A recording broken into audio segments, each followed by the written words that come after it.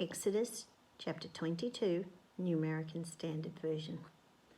If someone steals an ox or a sheep and slaughters it or sells it, he shall pay 5 oxen for the ox and 4 sheep for the sheep. If the thief is caught while breaking in and is struck so that he dies, there will be no guilt for bloodshed on his account. If the sun has risen on him, there will be guilt for bloodshed on his account. A thief shall certainly make restitution. If he owns nothing, then he shall be sold for his theft. If what he stole is actually found alive in his possession, whether an ox or a donkey or a sheep, he shall pay double.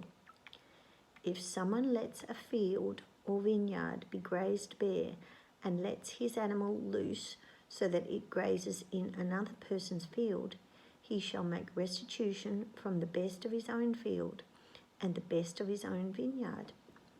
If a fire breaks out and spreads to thorn bushes and stacked grain, or the standing grain, or the field itself is consumed, the one who started the fire must make restitution. If someone gives his neighbour money or goods to keep for him, and it is stolen from the neighbour's house, if the thief is caught, then the thief shall pay double.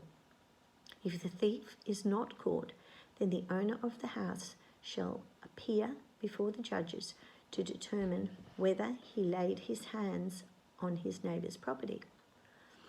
For every breach of trust, whether it is for ox or for donkey, for sheep, for clothing, or for any lost thing about which one says, "This is it," the case of both parties shall come before the judges, in whom the judges condemn.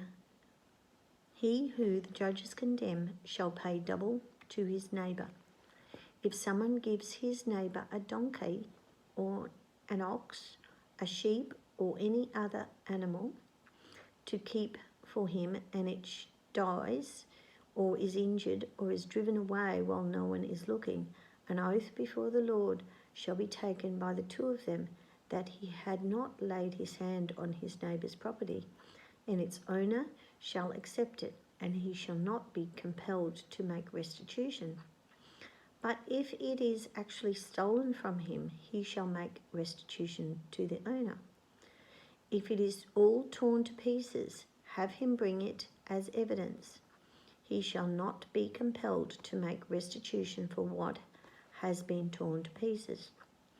And if someone borrows an animal from his neighbour, and it is injured or dies while its owner is not with it, he shall make full restitution.